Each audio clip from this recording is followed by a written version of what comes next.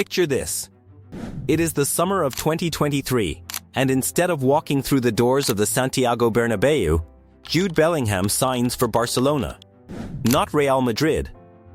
A club still rebuilding after Lionel Messi's exit, still finding its identity again, still years away from the financial freedom it has today. Now imagine every single thing that changes from that one decision. A teenage Lamine Yamal grows up with the most dynamic box-crashing midfielder in world football running beside him instead of ahead of him at a rival club. Pedri and Gavi build their partnership around a player who arrives in the box like a striker but defends like a destroyer. And somewhere across the city, Real Madrid spent the next 3 years searching for the exact identity Bellingham ended up giving somebody else. This is not a story about what actually happened. This is a story about what could have happened. Season by season, trophy by trophy, if one of the most complete midfielders on the planet had chosen a different shirt. How many titles would Barcelona have actually won? How would Yamal's rise have looked different? What would Real Madrid's current crisis actually look like without him? And most importantly, could this version of Bellingham have become the single most dominant player in world football, wearing a shirt nobody ever expected him to wear? Before we dive into this alternate timeline, drop a like and comment down below with what year you think Barcelona would have won their next Champions League title in this scenario. And make sure you are subscribed, because this rebuild changes absolutely everything you think you know about this rivalry. To understand how different this timeline actually gets, you first need to understand what really happened in the summer of 2023. Jude Bellingham was the most wanted young midfielder on the planet, fresh off an incredible 3 years at Borussia Dortmund, and almost every major club in Europe wanted him. Real Madrid won that race, and it was not particularly close. Barcelona, at the time, were in the middle of one of the worst financial crises in the club's history, forced into selling future television rights just to register players for the season, drowning in debt from years of reckless spending under previous leadership. Signing a player of Bellingham's profile, let alone competing with Real Madrid's financial power, was never realistically on the table. Barcelona simply could not afford to even enter that conversation. But imagine, for a moment, that Barcelona's finances had recovered Imagine Joan Laporta walks into that same summer with the financial fair play space Barcelona only found years later, and instead of scrambling just to register Gavi and Pedri, the club makes one bold move for the most complete young midfielder in world football. That single decision would not just change one transfer window. It would ripple through every season that followed, reshaping Barcelona's rebuild, Real Madrid's identity crisis, and the entire balance of power in Spanish football for years to come. So let's actually walk through exactly how that would have played out, year by year. Before imagining the alternate version, let's actually establish what Jude Bellingham has already achieved in real life, because it makes this hypothetical even more insane to think about. Since joining Real Madrid in the summer of 2023, Bellingham has helped the club win the La Liga title, the Champions League, the Spanish Super Cup, and the FIFA Intercontinental Cup, all in his very first season alone. He picked up the Golden Boy Award and the Trofeo Copa as the best young player in the world, and was named to the FIF Pro World C, cementing himself as one of the most complete midfielders on the planet before he had even turned 21. On top of the individual brilliance, he did all of this while adapting to a completely new league, a new language, and a Real Madrid dressing room packed with superstars, and he still became one of the first names on the team sheet almost immediately. Now overlay that exact level of talent onto Barcelona instead. In this alternate timeline, every one of those trophies either does not happen for Real Madrid, or happens in a completely different way, because the single most important new signing of that generation is wearing blue and red instead of white. Real Madrid's actual Champions League triumph in 2024 relied heavily on Bellingham's goals and his ability to arrive late into the box exactly when the team needed him most.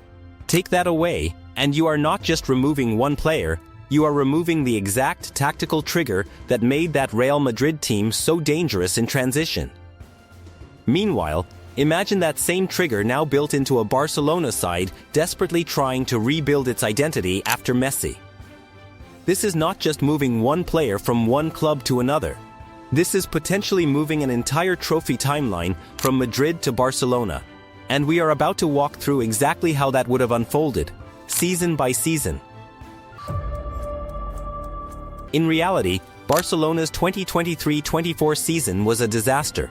Gavi tore his ACL in November and was gone for the rest of the year. Pedri and Frenkie de Jong both suffered long-term injuries in March that gutted the midfield at the worst possible time.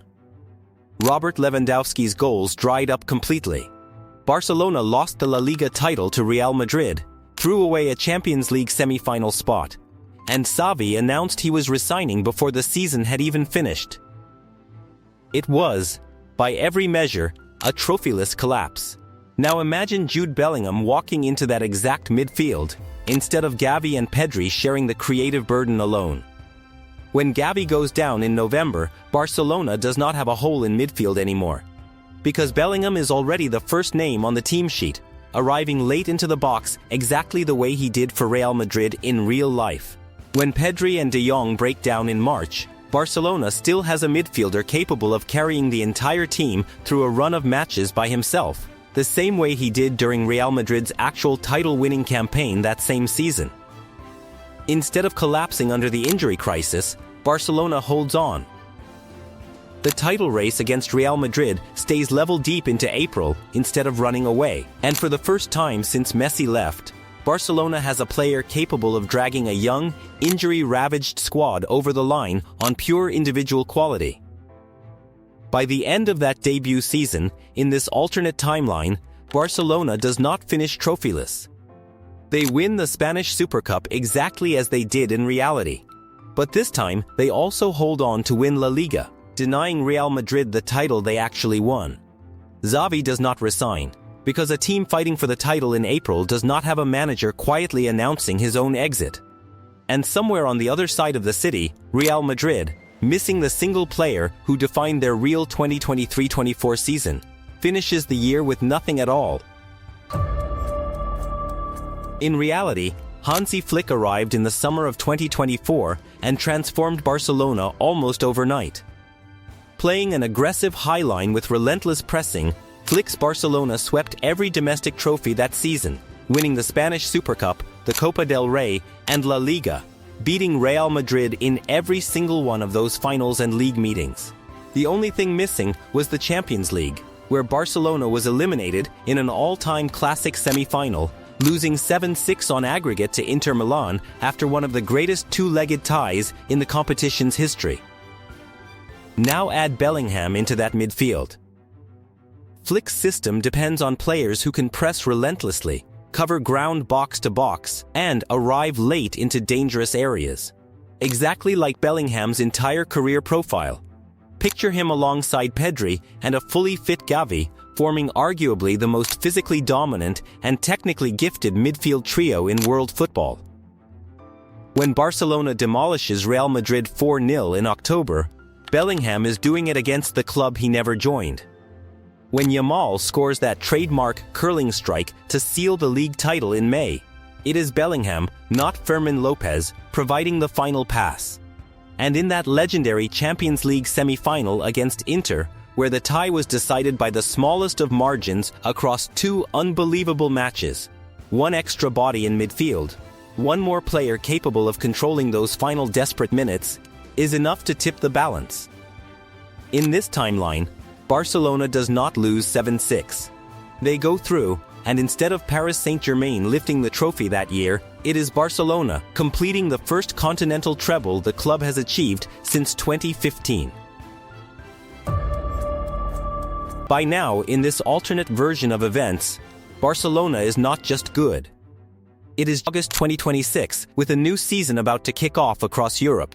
Bellingham would be entering his fourth year at Barcelona, lining up alongside a 19-year-old Yamal, who, meanwhile, the ripple effect on Real Madrid has become impossible to ignore.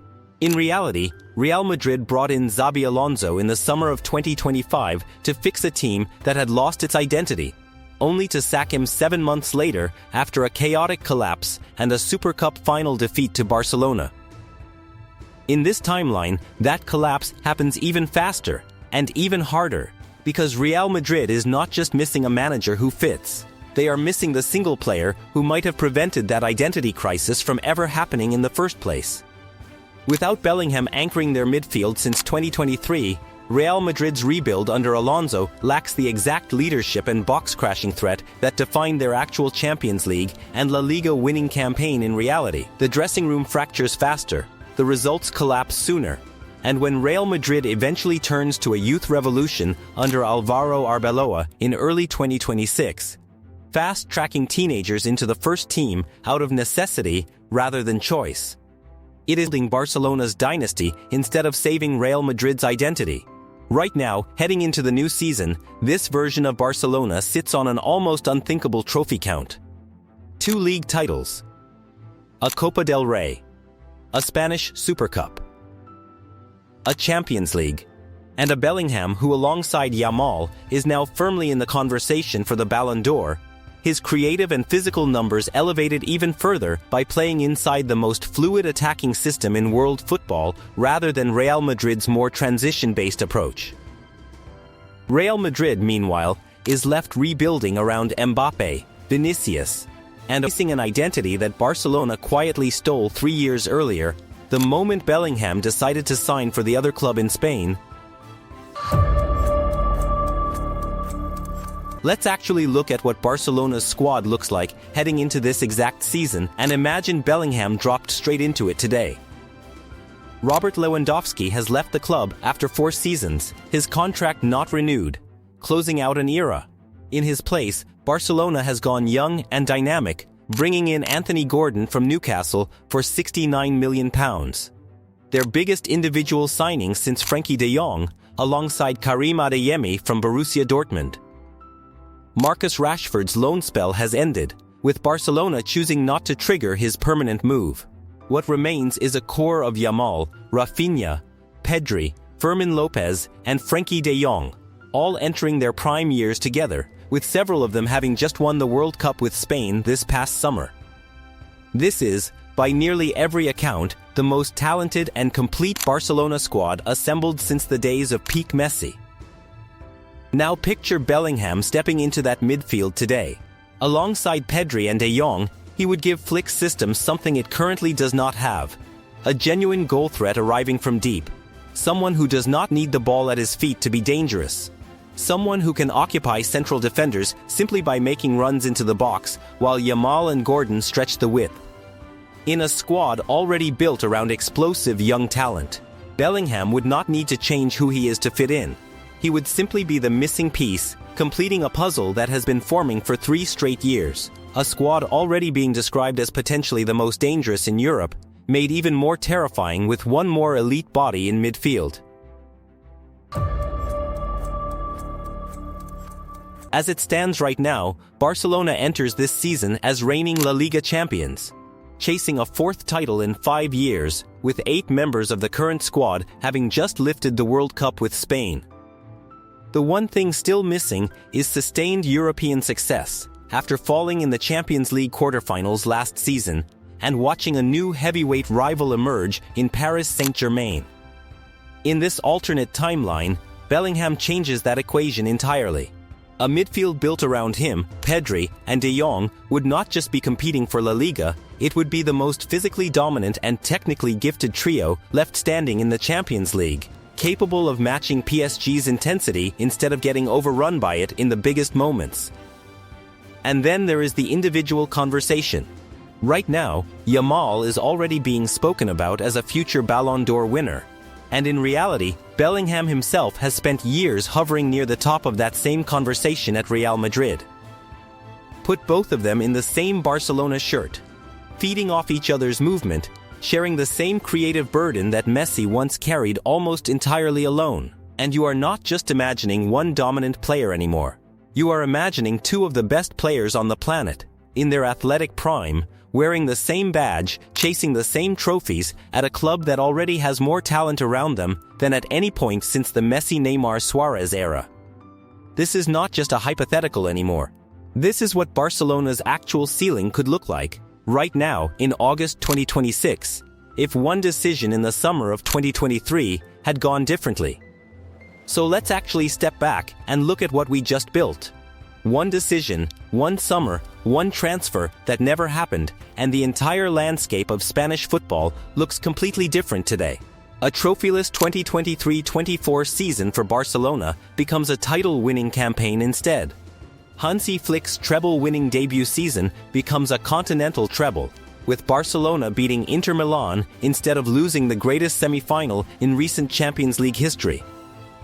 Real Madrid's identity crisis under Xabi Alonso happens faster and harder, because the club never had the one player capable of masking that void in the first place.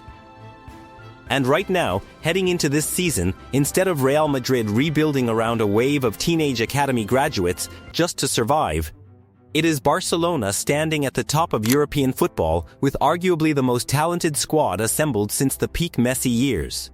And Bellingham sitting right in the middle of it, alongside Yamal, in the exact kind of partnership that could have defined this entire era of the sport. None of this actually happened. Real Madrid won that race in 2023.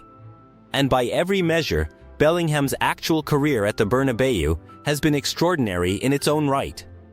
But that is exactly what makes this thought experiment so fascinating. One transfer decision, one summer, and the entire balance of power in Spanish football, maybe even world football, could have shifted permanently in the other direction.